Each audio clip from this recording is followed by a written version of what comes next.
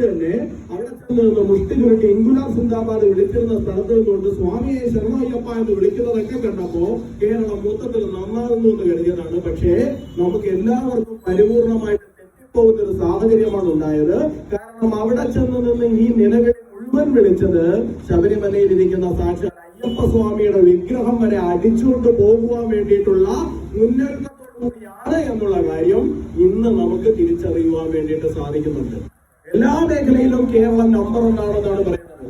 വിദ്യാഭ്യാസ മേഖലയിലും ആരോഗ്യ മേഖലയിലും എല്ലാത്തിലും നമ്പർ ഒന്നാണെന്നാണ് പറയുന്നത്.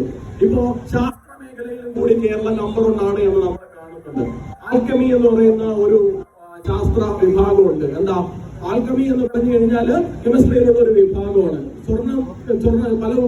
പല വസ്തുക്കളെയും സ്വർണ്ണമാക്കി മാറ്റുക എന്നുള്ളതാണ്. ലോകത്ത് പല ശാസ്ത്രജ്ഞന്മാരും വളരെ കഷ്ടപ്പെട്ട് തന്നെ ആൽക്കമിയിൽ കണ്ടുപിടുത്തങ്ങൾ നടത്താൻ വേണ്ടിയിട്ട് ശ്രമിക്കുന്നുണ്ട്. പല വസ്തുക്കളെയും സ്വർണ്ണമാക്കി മാറ്റാൻ വേണ്ടിയിട്ടുള്ള പരിശ്രമങ്ങൾ നടത്തുന്നുണ്ട്. പക്ഷേ ലോകത്ത് ഒരാൾക്കും സാധിക്കാത്തതുപോലെ കേരളത്തില് 10-30 കിലോ സ്വർണത്തിനെ കഴിഞ്ഞ 9.5 വർഷം കൊണ്ട് ചെറുതാക്കി മാറ്റാൻ സാധിക്കും എന്ന് നമ്മുടെ പിണറായി വിജയൻ സർക്കാരും അദ്ദേഹത്തിന്റെ മാറി മാറി വന്ന ദേവസ്വം മന്ത്രിമാരും മാറി മാറി വന്ന ദേവസ്വം ബോർഡ് പ്രസിഡന്റുമാരും കൂടി കാണിച്ചു തന്നിരിക്കുകയാണ്.